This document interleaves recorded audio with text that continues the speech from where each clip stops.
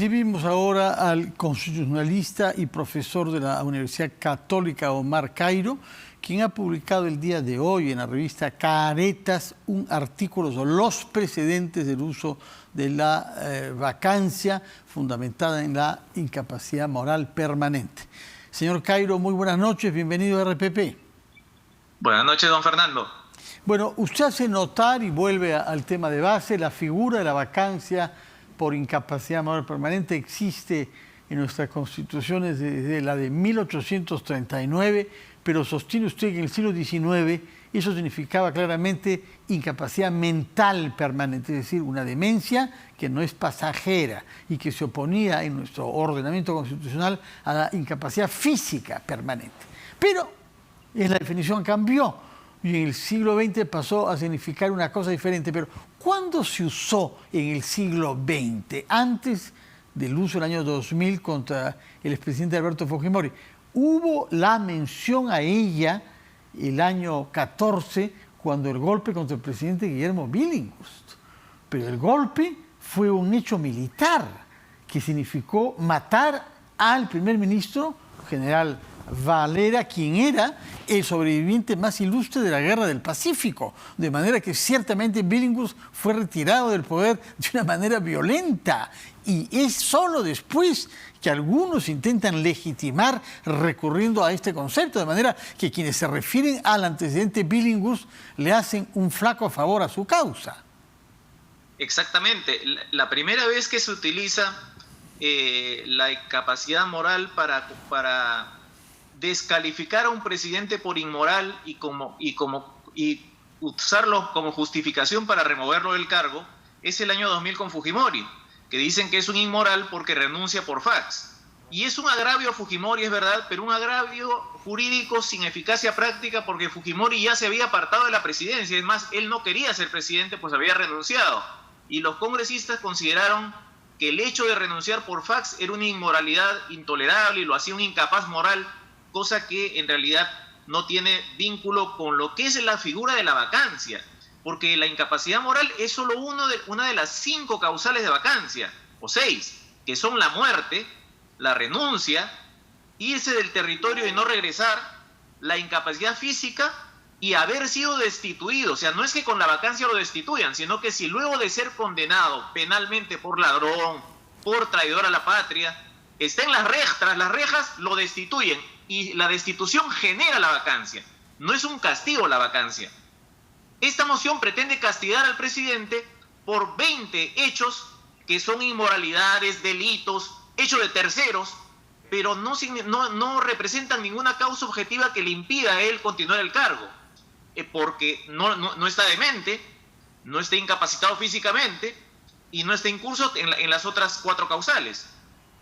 En el caso de Billinghurst se invocó algunos comportamientos que, con un lenguaje que la prensa utilizó en la época, parecían estrafalarios, especialmente el riesgo de ponernos en guerra contra Bolivia, justamente, de manera que había en el aire una cierta sensación de que el señor Billinghurst no tenía todo el uso de su razón, es decir, sí, nunca se formuló de una manera explícita, pero todavía la palabra incapacidad moral permanente tenía que ver con el estado mental más que con la ética, ¿no?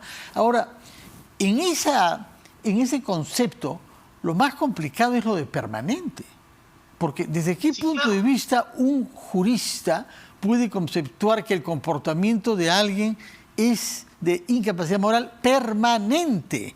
Eso supone excluir la posibilidad de que alguien se rectifique o no. Claro. Y que yo sepa, es un atributo que le reconocemos a Dios Padre, que infringe un castigo eterno, pero ni siquiera hay pena de muerte justamente por esa razón en el Perú, ¿o no?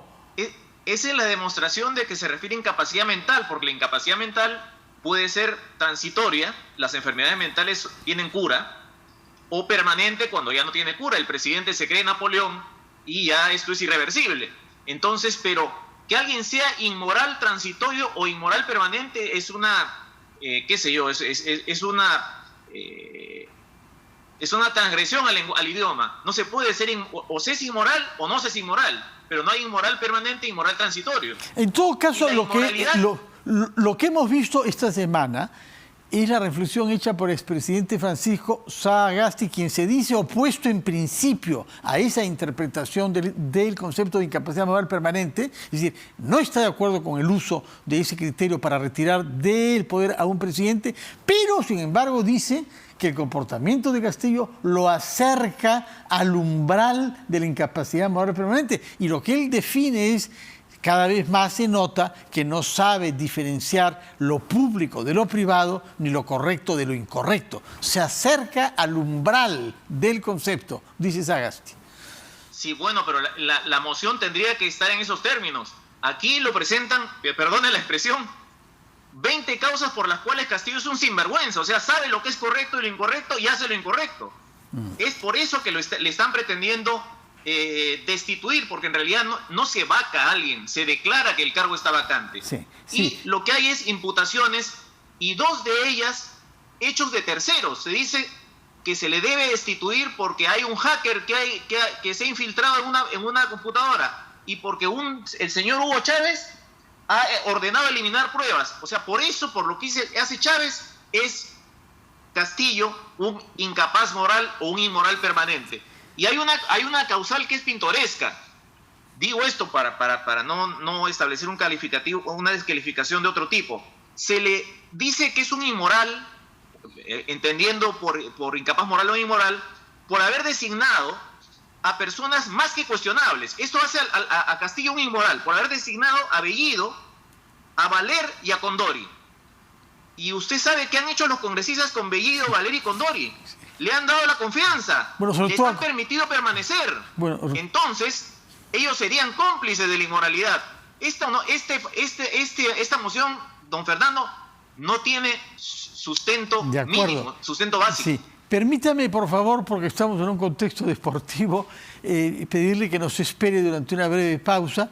Acaba de concluir el partido que el Perú ha perdido 1-0 ante la selección de Uruguay y queremos ir a Miraflores, que es el Parque Kennedy, que se ha convertido en un espacio en donde se manifiesta la tristeza o el entusiasmo. Ahí está nuestra compañera Helen Meniz, que nos va a permitir escuchar algunos testimonios de hinchas, sin duda.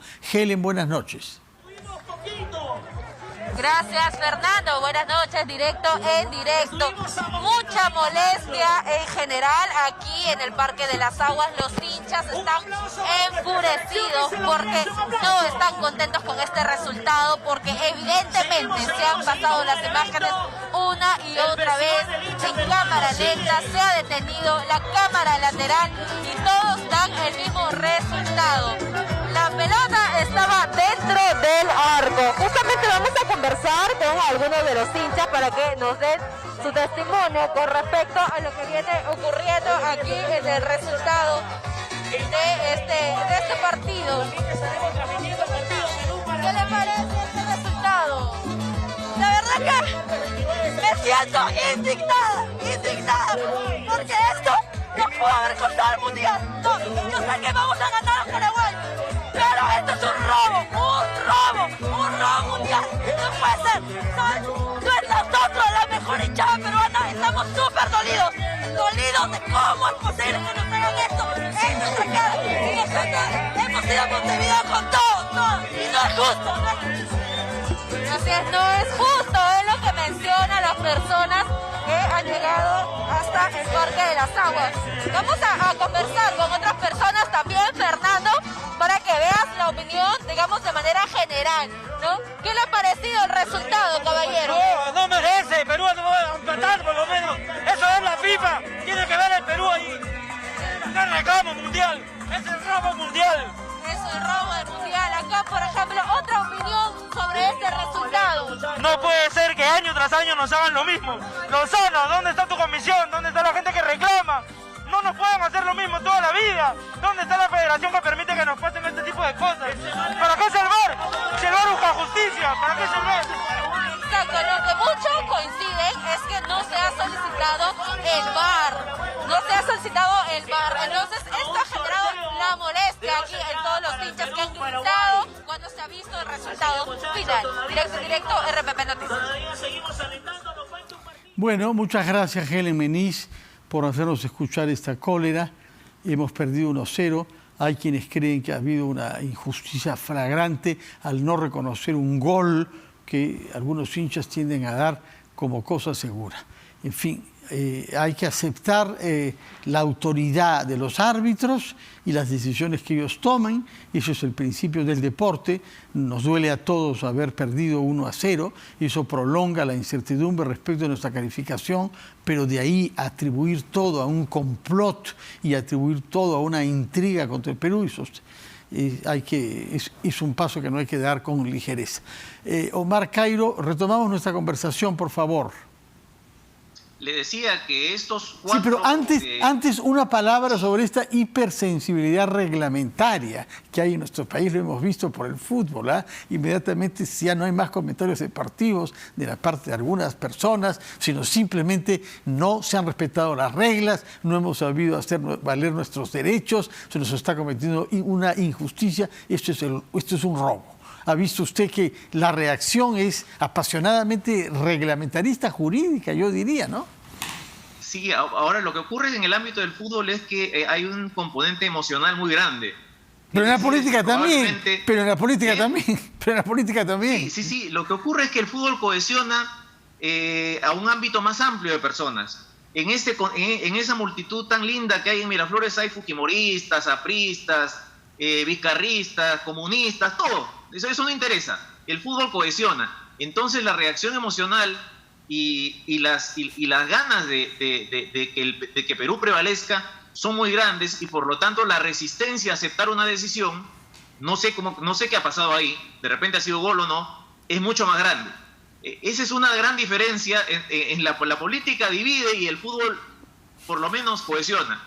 De acuerdo. Permítame consultar sobre otro tema que tiene un valor constitucional importante, que es el fallo, la sentencia del Tribunal Constitucional concediendo el indulto humanitario, es decir, restableciendo el indulto humanitario que se había otorgado en beneficio de Alberto Fujimori el año 17.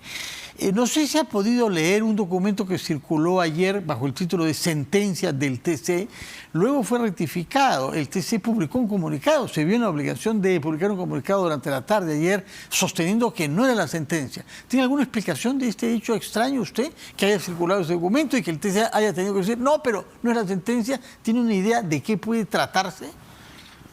No, la verdad que no, lo que tengo claro es que es un documento extraoficial.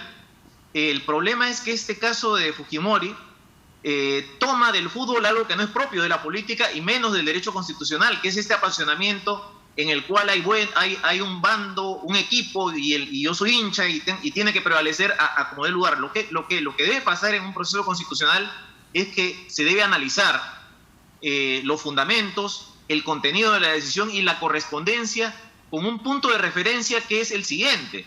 De todo lo que se trata en este caso es de establecer si se está cumpliendo correcta o incorrectamente la sentencia del caso Barrios Altos. Y para establecer eso, lo que hay que hacer es leer los fundamentos de la sentencia, porque para la Corte Suprema el indulto transgredía la sentencia Barrios Altos. La manera como se hizo, no el indulto humanitario en sí mismo, sino la manera como se hizo, ¿no? Exactamente, el indulto humanitario en los términos en que se transgredió la sentencia Barrios Altos. Alguien presenta un habeas corpus y el Tribunal Constitucional lo declara fundado y en los fundamentos se va a encontrar una explicación de por qué el tribunal considera que ese indulto no transgrede la sentencia Barrios Altos.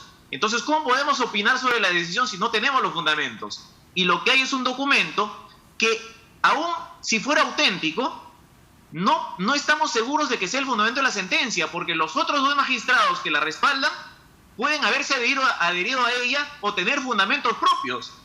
Por lo tanto, creo que en este momento esgrimir opiniones es dejarse llevar por el apasionamiento. Sí, pero habrá que leer. Las opiniones sobre la sentencia no pueden naturalmente tener lugar todavía, pero sí usted puede aclararnos cuáles son las condiciones bajo las cuales un indulto humanitario sería constitucionalmente aceptable. Es decir, qué requisitos se deben cumplir, sobre todo desde el punto de vista de las consideraciones sobre la salud de la persona beneficiaria del indulto, que precisamente por eso se llama humanitario. Sí, lo que ocurre es que en este caso el referente no es la Constitución. no es lo que sería constitucionalmente aceptable, sino lo que sería convencionalmente aceptable. Y esas pautas las estableció la Corte Interamericana en la resolución del 20 de mayo de 2018. Por eso le decía hace un instante, para la Corte Suprema, el indulto que otorgó Kuczynski no cumple con esos requerimientos que estableció la sentencia de supervisión de cumplimiento. Y para el Tribunal Constitucional sí lo cumple. Habrá que ver si esos requerimientos están cumplidos o no. El tema, por ejemplo, de las actas médicas, del hecho que el médico personal haya sido parte de la comisión, el hecho que haya habido un cuestionamiento al indulto por un manejo político de compra de votos, todo eso habrá que examinar la explicación del Tribunal Constitucional de por qué considera que esos hechos no representan una transgresión a las observaciones que ha hecho la Corte. Pero hasta que no tengamos el documento no podemos saber cuál ha sido el análisis y el fundamento. Pero lo que sí es cierto es que sea cual sea el fundamento de la decisión del Tribunal Constitucional, la última palabra la va a tener la Corte Interamericana. Porque tanto el juez, tanto la Suprema como el Tribunal Constitucional están actuando en este momento en el marco de la ejecución de la sentencia del caso Barrios Altos. Sí, ahora, hemos visto que el abogado defensor del expresidente Fujimori quiere asistir a la audiencia, explicarse delante de los jueces de la Corte Interamericana. ¿Eso está previsto por el reglamento de la Corte en un caso como este? Porque lo que habíamos escuchado hasta ahora es que quienes tienen derecho a participar en la audiencia es el Estado peruano, que es el cuestionado, el Estado peruano, las víctimas afectadas por la sentencia condenatoria, que serían naturalmente agraviadas si hay un indulto que no es fundado, y los jueces de la Corte, esos tres. ¿Qué sabe usted sobre el derecho que tendría eventualmente el abogado César Nagasaki, en este caso, de participar también en esa audiencia? Yo creo que de conformidad con las reglas no le corresponde, pero no descarto que la Corte Interamericana, teniendo en cuenta que el beneficiario con el indulto es Fujimori y que en la sentencia ha expresado que los indultos humanitarios sí son permitidos en situaciones extremas y que se debe examinar, se debe ponderar también el estado de salud del beneficiado, podría considerar pertinente que su abogado defienda el indulto y defienda que se ponderó correctamente la necesidad de salvaguardar su salud y su vida con el derecho de las víctimas a que la sentencia se cumpla y que no haya impunidad. Muy bien. Es posible que la Corte considere y flexibilice esa regla y le permita participar. No conozco que haya un antecedente, pero no descarto que lo haga. De acuerdo, en todo caso, quedamos a la espera de que se publiquen los fundamentos del voto, sobre todo esa mayoría de 3 que con el voto dirimente pudo naturalmente llegar a una sentencia restableciendo en buena cuenta el indulto que se le concedió al expresidente Fujimori en el año 17. Muchas gracias, Omar Cairo, por sus explicaciones sobre esos temas diferentes, el tema de la vacancia y el tema de la sentencia del Tribunal Constitucional. Que tenga usted buenas noches. Gracias por su presencia. Buenas noches, don Fernando. Muchas gracias. Gracias. Vamos a hacer una pausa, después de la cual recibiremos al congresista Edgar Tello de la bancada de Perú Libre.